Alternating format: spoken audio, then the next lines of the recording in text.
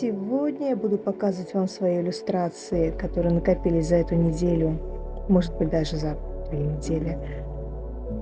Но, впрочем, как вы и просили, показываю вам новые свои свежие работы разных размеров, стилей и нанесения живописи.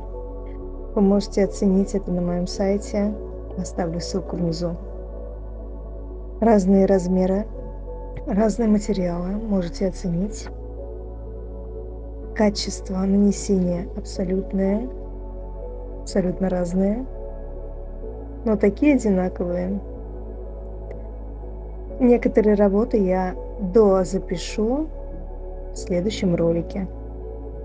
Тут я вам показываю разные ракурсы своих работ. Надеюсь, вы зацените. У каждой работы свой характер, у каждой работы свой стиль.